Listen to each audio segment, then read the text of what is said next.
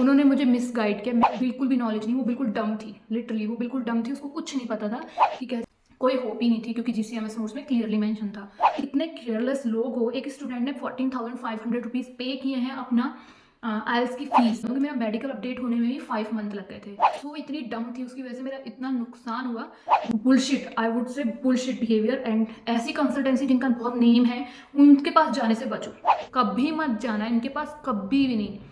हालांकि third refusal पक्का आएगा, थर्ड रिफ्यूज़ल भी।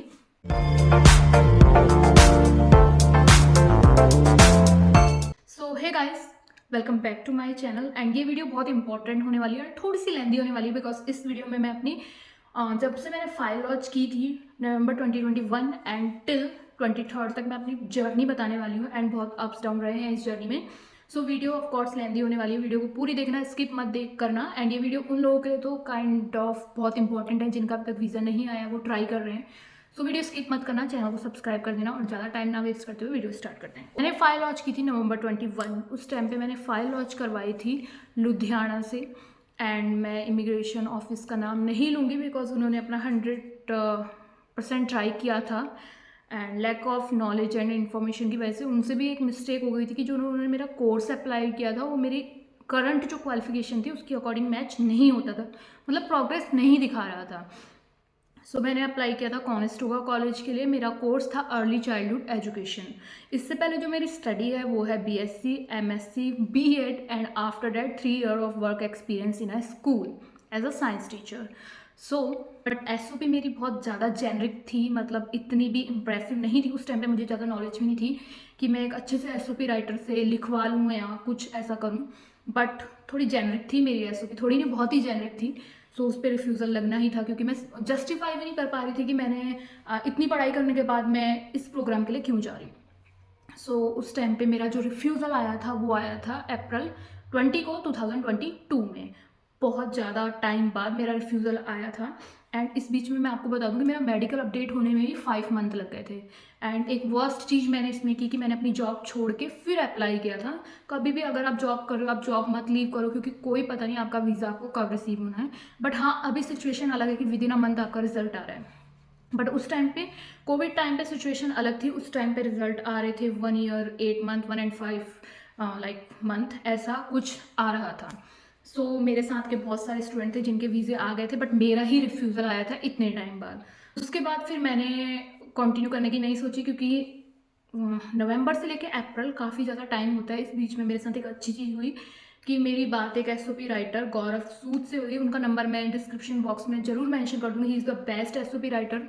अब उन्होंने अपनी कंसल्टेंसी भी ओपन की है चंडीगढ़ में। तो उनसे मेरी बात हुई, उन्होंने मुझे बता दिया था कि जो मेरा कोर्स है वो इरेलीवेंट है, उसको जस्टिफाई कर ही नहीं सकते हो कि तुम इतना हाईली क्वालिफाइड होने के बाद आप एक अंडर ग्रेजुएट प्रोग्राम में क्यों जा रहे हो अर्ली चाइल्डहुड एजुकेशन में। तो मुझे समझ आ गया था कि अगर मेरा डिसीजन भी आता है तो वो नेगेटिव ही होगा।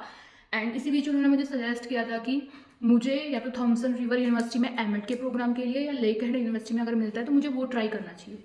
सो फिर उसके बाद मैंने अपना रिफंड अप्लाई कर दिया था कॉनेस्टोगा में। एंड रिफंड मुझे 40 डेज में रिसीव हो गया था। उसके बाद फिर मैंने ट्राई किया थॉमसन रिवर यूनिवर्सिटी एमएड के लिए। एंड 20 को मेरा रिफ्यूज़ल आता है। 25 को मैं अपने नियर बाई एक एजेंट है काशीपुर के, बहुत फेमस, बहुत से लोग जानते होंगे, उनके पास मैं गई। एंड उन्होंने मेरी फाइल को देखा एंड सारे डॉक्यूमेंट सबमिट कर लिए, ए टू जेड जितने होते हैं, पासपोर्ट से लेकर मेरी 10th तक की मार्कशीट तक उन्होंने अपने पास सबमिट कर ली। उसके बाद उन्होंने मेरे से 10,000 रुपीज़ मांगे मैं अप्लाई करने के लिए इन थॉमसन रिवर यूनिवर्सिटी। मैंने वो सबमिट किए, बट उन्होंने मुझे कोई भी इंफॉर्मेशन सही से नहीं दी। उन्होंने LOR मेरे एम्प्लॉयर से तो करवा लिया, बट जो LOR हमने अपनी प्रीवियस जहाँ से हमने एजुकेशन की होती है वहाँ से प्रोफेसर से चाहिए होता, वो उन्होंने मुझे इन्फॉर्म ही नहीं किया। नेक्स्ट डे मेरा इंटरव्यू था, उससे पहले मुझे कोई रिप्रेजेंटेटिव थे कृति छेड़ा, उनकी मुझे कॉल आई कि आपके डॉक्यूमेंट पूरे नहीं हैं, आप इवनिंग तक अपने सारे डॉक्यूमेंट दे दो तो हम आपका कल इंटरव्यू कंडक्ट कर देते हैं। बट मेरे पे जो डॉक्यूमेंट वो थे ही नहीं, तो मेरा इस वजह से थॉमसन रिवर यूनिवर्सिटी में एमएड के प्रोग्राम में हो ही नहीं पाया। फिर भी मैंने जो थॉमसन रिवर यूनिवर्सिटी के रिप्रेजेंटेटिव थे पुनीत कुमार, उनको कांटेक्ट किया। बट उनका कहना ये था कि आपको अप्लाई करना है तो हमारी यूनिवर्सिटी से जो जुड़े हुए एजेंट हैं, सर्टिफाइड एजेंट हैं, उनके ही थ्रू ही आप अप्लाई कर सकते हो। इस वजह से मैं उसमें अप्लाई नहीं कर पाई। बट फिर जो मेरा एजेंट था, करंट एजेंट, उसने मेरे को बोला कि आप ब्रॉक यूनिवर्सिटी में leadership in community based education में अप्लाई कर लो। उससे पहले उसने मुझे सीजेप, कुछ मॉन्ट्रियल में कॉलेज है उसमें अप्लाई करने को बोला था, वो मैंने मना कर दिया था क्योंकि उस टाइम पे मॉन्ट्रियल का केस कुछ सही नहीं चल रहा था। फिर उसने बोला मुझे ब्रॉक में अप्लाई कर लो, leadership in community based education. मैंने उससे बोला कि लेक हेड में हो सकता है एमएड में, तो उसने कहा कि हमारा वहाँ कॉन्टैक्ट नहीं है या कुछ ऐसे करके उसने बोला कि वहाँ पर तुम्हारी वो नहीं मैच करती है क्वालिफिकेशन उनके कोर्स के अकॉर्डिंग। एंड उसके बाद मेन आता है कि कैसे उन्होंने मेरे से बहुत सारी मनी का नुकसान किया। उन्होंने मेरे को बोला कि जो ब्रॉक यूनिवर्सिटी में कोर्स है इसमें सबसे पहले आपको 1000 रुपीज़ रजिस्ट्रेशन फीस सबमिट करनी पड़ती है, 1000 कैट सॉरी। उसके बाद रजिस्ट्रेशन के बाद आपको एलओए रिसीव हो जाएगा। तो मैंने 1000 कैट सबमिट किए इस यूनिवर्सिटी में, ब्रॉक यूनिवर्सिटी में। 1000 कैट सबमिट करने के बाद फॉर सितंबर इनटेक मैंने अप्लाई किया था 22 सितंबर के लिए। बट मेरे को एलओए ही नहीं रिसीव हुआ। उसके बाद 10,000 मैंने पहले दे चुकी थी टीआरयू के लिए, एंड नाउ 1000 कैट, अराउंड 70,000 मैं अब दे चुकी थी उनको रजिस्ट्रेशन फीस। उसके बाद क्योंकि मुझे नहीं पता कि रजिस्ट्रेशन हुआ या नहीं हुआ, क्योंकि यहाँ पे जो एजेंट होते हैं, लोकल एजेंट, वो डायरेक्ट यूनिवर्सिटी के अकाउंट में फ़ीस नहीं ट्रांसफ़र करवाते हैं, वो किसी के जरिए करवाते हैं। तो उस बारे में मुझे इतना कुछ नॉलेज नहीं थी उस टाइम पे, तो मैंने फ़ीस सबमिट कर दी थी। बट मेरे को एलओए आया ही नहीं, और इसी बीच में 6 मंथ 8 मंथ इतना टाइम चले गया था। एंड घर वालों का भी बहुत, मम्मी का बहुत प्रेशर था कि वो, उनका प्रेशर जो था वो राइट था, बिकॉज कहीं ना कहीं मुझे भी इतना पता था कि एलओए आने में इतना टाइम नहीं लगता है। सो मैं अपने एजेंट के पास गई, उन्होंने बोला कि आपका एलओए आया है। एंड जब मैंने उसको अच्छे से चेक किया, थरली चेक किया, तो उसमें जो कोर्स था वो चेंज था, वो था कैनेडियन एजुकेशन प्रोग्राम, कुछ ऐसा प्रोग्राम था जो कि चेंज था। फिर मैंने उन्हें बोला कि मैंने 1000 कैट ऑलरेडी सबमिट किए थे उस प्रोग्राम के लिए, तो मेरा उसमें अगर एलओए नहीं आया तो वो 1000 कैट का रजिस्ट्रेशन नहीं हुआ है, तो आप इसमें ट्रांसफ़र कर दो।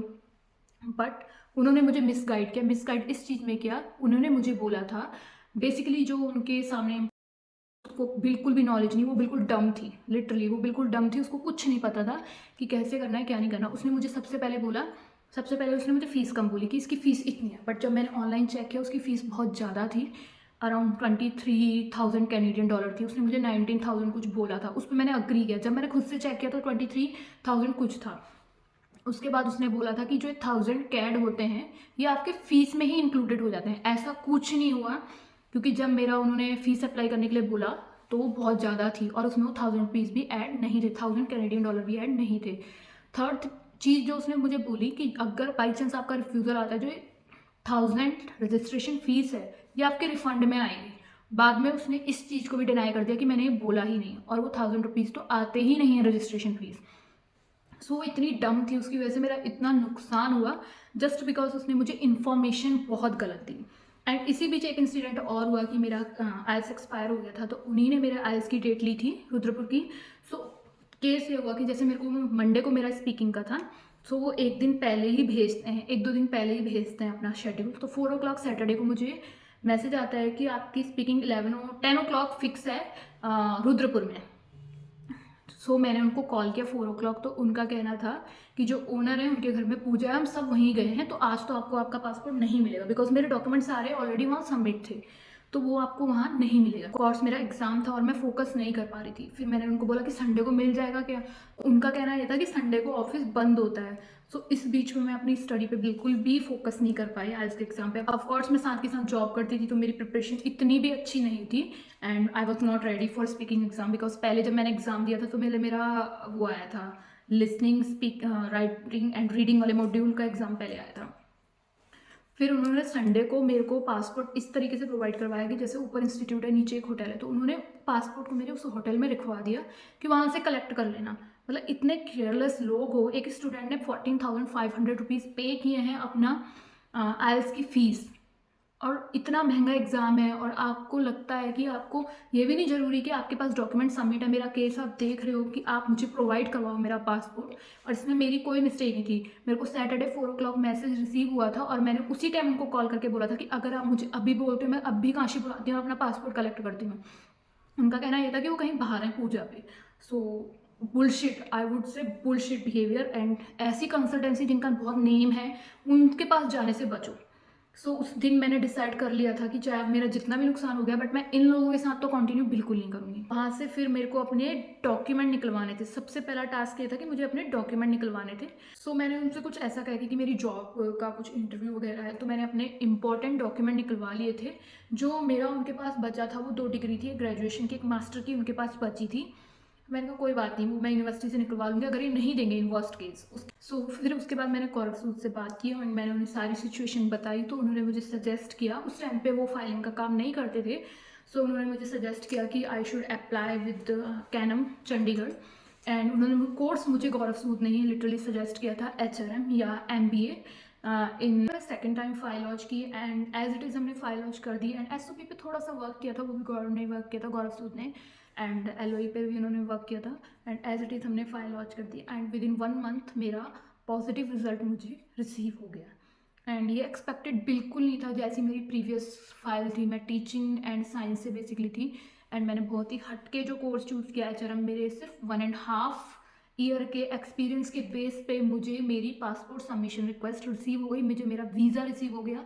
सो मैं आप लोगों को सजेस्ट करूँगी कि one of the best SOP writer जो है। एंड अगर आपको आपके कोर्स रिलेटेड भी सजेशन लेना होगा तो प्लीज़ गौरव सूद को जरूर कॉन्टैक्ट करना।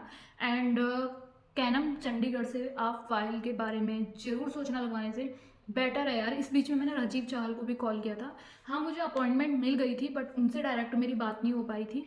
सामने से उनके जो काम करते हैं block university and any other university, मतलब यूनिवर्सिटी लेवल में जाओ और HRM या MBA के लिए अप्लाई करो। एंड ऑलरेडी मैं वर्किंग थी स्कूल में, तो मेरा एक्सपीरियंस था, तो मैंने इसका एक्सपीरियंस लिया अपने एम्प्लॉयर से। एंड इसके बाद मैंने अप्लाई किया एंड फर्स्ट टाइम मेरा रिफ्यूज़ल आ गया था, बट मेरी SOP बेस्ट थी। A1 SOP गौरव ने लिखी थी, गौरव सूद ने। एंड कैनम चंडीगढ़ से मैंने फाइल लगवाई थी, उस पर फाइल पे मेरी वर्क किया स्वाति मैम एंड माइकल ने। एंड उनकी जितनी भी प्रोसेस थी ना, इतनी नीट एंड क्लीन थी। मतलब उन्होंने मुझे GCK का पासवर्ड दिया, GIC का पासवर्ड दिया, स्टूडेंट पोर्टल का पासवर्ड दिया। मेरी जो फीस थी वो सीधे यूनिवर्सिटी के जो बैंक अकाउंट है उसमें गई है। मतलब उन्होंने मेरे से 1 रुपया भी चार्ज नहीं किया कैनम चंडीगढ़ वालों ने। उनकी प्रोसेस इतनी अच्छी थी। हाँ, मैं एक बार उनसे मिल के जरूर आई थी, कि मेरी मम्मी का कहना था कि मिल लो एक बार, अदरवाइज मुझे उन पर ट्रस्ट था कि हाँ प्रोसेस फेयर होगी। बट हमारे प्रीवियस जो एक्सपीरियंस थे उसकी वजह से मैं उनसे मिलने भी गई थी एंड हमने इसमें अप्लाई किया। इसमें लोग कहते हैं कि SGS फाइल में जो फाइनेंशियल नहीं लगते हैं, मैंने फाइनेंशियल लगवाए। कैनम चंडीगढ़ वालों ने बोला कि आप फाइनेंशियल लगाओ, आपके लिए अच्छा होगा। मैंने सारे फाइनेंशियल लगाए हैं इसमें, ITR CA report and all सारे फाइनेंशियल मेंशन किए। उसकी वजह से मेरा केस स्ट्रॉन्ग हुआ। फिर गौरव ने मुझे SOP लिख के दी, LOI लिख के दिया। एंड जो यॉर्क यूनिवर्सिटी के लिए भी LOE, letter of explanation and या लेटर ऑफ इंटेंशन जो भी लगता है, SOP लगती है, वो भी मुझे गौरव ने लिख के दी थी। बात हुई थी, बट उन्होंने भी मुझे सही सजेशन दिया था, ऐसा कुछ गलत सजेशन नहीं दिया था। सो मैं ये नहीं कहूँगी कि उन्होंने मुझे टाइम नहीं दिया, उन्होंने टाइम दिया। जब भी मैं उनसे कॉल पे बात करती थी वो बहुत ही अच्छे से बात करते थे, चाहे जिस भी ब्रांच में बात करूँ, ब्रह्मभटिंडा पे करूँ या किसी भी ब्रांच में बात करूँ, वो कॉल का जवाब हमेशा देते थे। बट जो मेरे काशीपुर के एजेंट थे वो कभी मेरी कॉल नहीं रिसीव करते थे, कभी भी नहीं। खुद तो उन्होंने कभी नहीं करनी, और जो उनके आगे उनका एटीट्यूड तो इतना है एटीट्यूड कि मतलब मैं तो काशीपुर के जो लोकल स्टूडेंट हैं अगर वो जानते हैं ना कि जो यहाँ पे फेमस कंसल्टेंसी है, कभी मत जाना इनके पास, कभी भी नहीं। इनके पास इतनी फाइल है ना कि आपकी फाइल इनके लिए इम्पॉर्टेंट ही नहीं है। सो कभी मत जाओ, कैनम चंडीगढ़ अप्लाई करो। उनकी जितने भी डॉक्यूमेंट सारे जेन्युइन उन्होंने मेंशन किए एंड उनकी प्रोसेस बहुत ही फेयर थी। सो यही मेरी स्टोरी है एंड आई होप आपको मोटिवेटिंग लगी हो। हाँ, थोड़ा नहीं, काफ़ी नुकसान हुआ, अराउंड 70,000 प्लस 10,000 इतना मेरा नुकसान हुआ इस प्रोसेस में। जब मेरा सेकंड रिफ्यूज़ल आया इस कोर्स में, उसके बाद मैंने केप्स अप्लाई किए थे। ये भी मुझे गवर्नमेंट ने सजेस्ट किया था, द GCMS ऑनलाइन करके है, गूगल पे आप सर्च करोगे, वहाँ पे आपको एक फॉर्म फिल करना होता है। अगर किसी को अप्लाई करना है GCMS नोट्स तो आप मुझे बता सकते हो, मैं वो प्रोसेस भी शेयर कर दूँगी। तो वहाँ मेरे सिर्फ 800 रुपीज़ चार्जेस लगे थे। तो मैंने अपने GCMS नोट्स अप्लाई किए थे एंड मैंने 2 जुलाई को अप्लाई किए थे अपने GCMS नोट्स एंड 2 अगस्त को मुझे रिसीव हो गए थे। एंड उसमें क्लियरली जो लिखा था रीज़न, और GCMS आने से पहले मैं थर्ड टाइम के लिए अपना वीज़ा अप्लाई कर चुकी थी। तो उसमें जो रीज़न लिखा था, irrelevant course, highly qualified, previous education, previous course जो लिया था उसके अकॉर्डिंग नेक्स्ट कोर्स जो अभी लिया है HRM वो मैच ही नहीं करता, your career path is not clear. मैं अपने GCMS भी शेयर करूँगी अगर आपको चाहिए होगा तो ये सारी चीज़ें उसमें मैंशन थी। तो उस टाइम पे मैं स्कूल में थी, मेरा फ्री पीरियड चल रहा था जब मैंने ये देखा। सो मैंने, कोई होप ही नहीं थी क्योंकि GCMS नोट्स में क्लियरली मेंशन था। बट उसके बाद मैंने अपने एजेंट को शेयर किया, गौरव को शेयर किया, तो उन्होंने बोला कि पेशेंस एंड वेट करो, क्या पता पॉजिटिव आ जाए।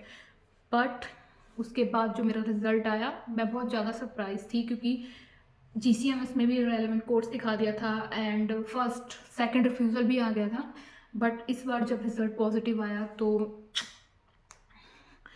आप लोगों का मतलब, अगर किसी का रिफ्यूज़ल आ रहा है ना, प्लीज़ आप ट्राई करते रहो। एंड मेरे कहने पे आप ज़रूर गौरव सूद के पास एक बार सजेशन ले लेना या उनसे SOP राइटिंग, अभी वो फाइलिंग भी लॉन्च करते हैं। He is one of the genuine person. वो आपका कभी नहीं, आपको नहीं चाहेंगे, कभी नहीं गलत सजेशन देंगे। अगर आपको उनसे कॉन्टैक्ट करना है तो मैं आपको नंबर डिस्क्रिप्शन बॉक्स में ज़रूर दूंगी, आप उनसे कॉन्टैक्ट जरूर करना। So this is my story and 2 years का था ये सब कुछ, बिल्डअप हो रहा था। एंड इस बीच में emotionally, physically, mentally I was not able to sleep at all because मेरा बहुत ज़्यादा नुकसान हो गया था।